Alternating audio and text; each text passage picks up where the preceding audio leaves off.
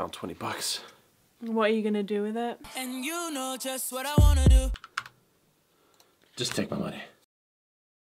I don't mean to draw attention to this project, or at least positive attention to this project, but let's talk about EthConnect. Let's talk about that. Whoa, copyright! I've already done that, that's cheating. If you guys have ideas, join me on the Slack channel, PM me your ideas, or put it in general. So EthConnect, I feel like it's gonna be as infamous as BitConnect is fairly soon. And why I say that is because it's a very similar platform, but if you go to their website to register for the ICO, it says down here in a little disclaimer, due to some reasons about the server and to ensure the interest of all members, we will start the ICO 2 days later. So they've had to push back the ICO, likely because of website demand. The website couldn't even keep up with it, which is great news.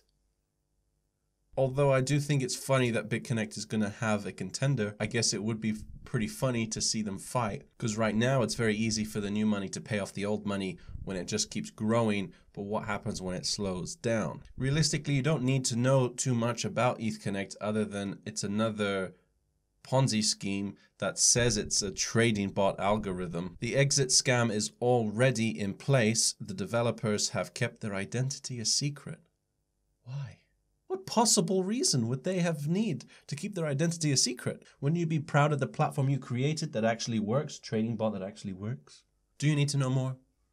I don't think so. This is just one of those scenarios where there are people like me and there are other YouTubers in this space that are trying to promote Bitcoin and its cause, trying to help people make money. And yes, the Ponzi scheme promoters can also claim that, because it has been paying out and people have been making money with it. The problem is that one day when it does pop, and they're not stating that it will, a lot of lives are going to be ruined. It's going to be one of the worst things to happen to the cryptocurrency market in general since Mt. Gox. But they're too gangster for that. Just give me my money. It'll happen one day. It might be years from now, but it'll happen one day. Could happen tomorrow. Not going to invest in it for personal reasons, for ideological reasons. Maybe you could make some money if you do so. However, Bitcoin's up another 5% today. Deja vu? Yes. Yes, we saw this happen yesterday. 6,400 right now. People are rejoicing. It's a new Bitcoin all-time high, and it's fantastic to see. It's great. It breaks down psychological barriers like, oh, Bitcoin's not worth this much. It has hit it. It's going to have a lasting effect, and it's great. In the grand scheme of things, but let me put this in perspective. So for example, my manager was going to put a ton of money into stocks at the company we worked for. He was ranting and raving about 7% returns in 1 year. That's actually pretty good. That's what we should be comparing this to. 7% in a year is considered pretty good for a lot of stock. Bitcoin can do it in 1 day. However, 5% in a day is not very much compared to an altcoin. For example, we mentioned Grosselcoin a few days ago. Another 69%, another vertical wall. This is in the last 24 hours alone. That kind of growth is insane. Segwit coin's so hot right now. So again, not too much growth. Ethereum around the same. Ripple. Bitcoin Cash has run out of steam, it seems. I was hearing whispers down the grapevine like they might try and pump this all the way up to the B2X fork to try and cause as much disruption as possible. But it's run out of steam already.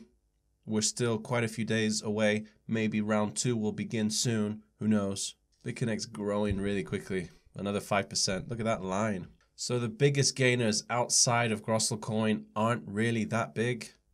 BitShares and BitDeal, Verge. But look how low it was before the spike anyway. Not a lot doing very well. Some falling quite a bit, but actually not so much. I don't know. So Walton down again, 20% in a day.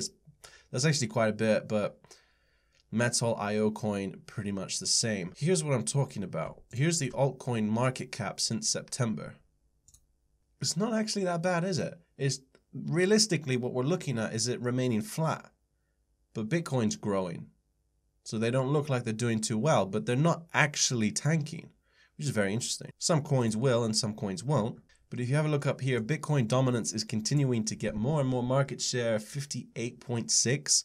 Before this fork news, it was at 45%. That was a lot less than it is now. Would it go back to that after this next fork?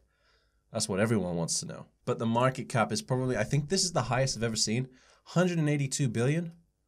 That's quite a lot of money. So some interesting news for the debit card cryptos out there. Monaco credit card approved by Visa. Credit card. That's pretty cool. It hasn't done too much since the news. 10x Wallet was having issues with its issuer.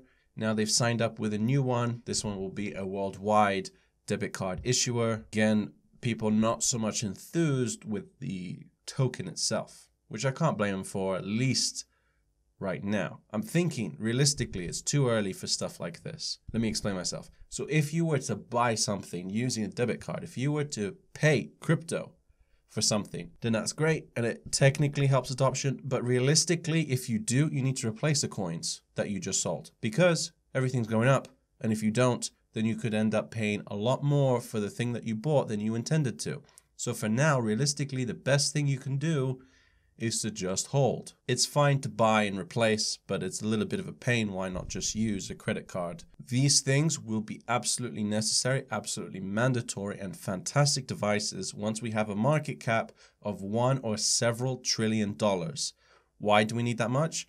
So that Bitcoin doesn't fluctuate as much, where it's more stable and it isn't gaining 5% in a day like it is right now. Then, realistically, you could spend your coins without worrying about having to replace them.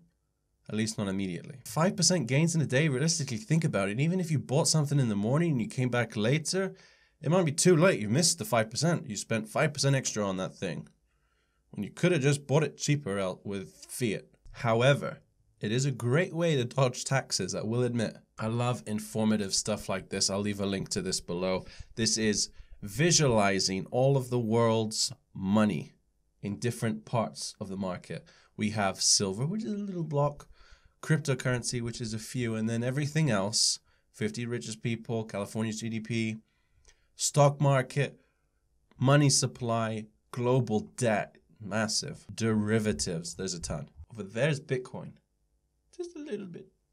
There's an itty bitty square, so it's got a long way to go. I recognize that it's hard for some to not feel like Bitcoin itself is a Ponzi scheme, because those who got in the earliest are getting the most rewards. It kind of looks like it. The only difference is it's a better form of money. It kind of sucks for those that are going to be late to this party, because they'll be considering, why didn't I buy it into it earlier and stuff like that, and that's going to suck. Maybe they're going to look for something else, but it's a new form of money.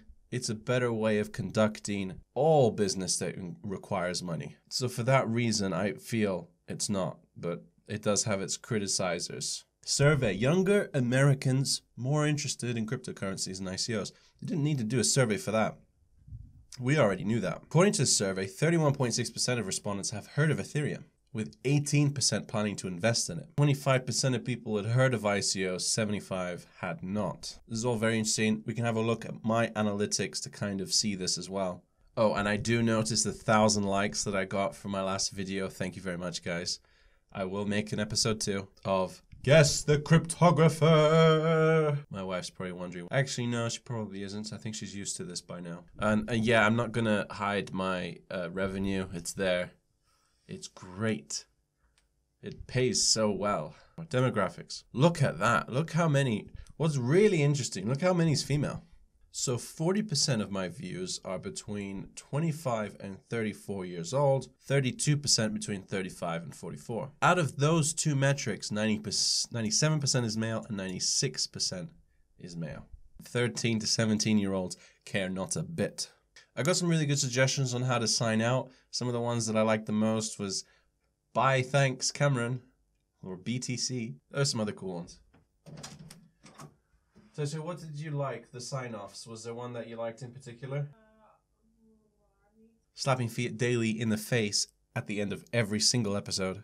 I'm Crypto Daily, and you're not. Or you will see me on the next one. But then I was thinking, what if I didn't have one, and all of a sudden it just ended really abruptly?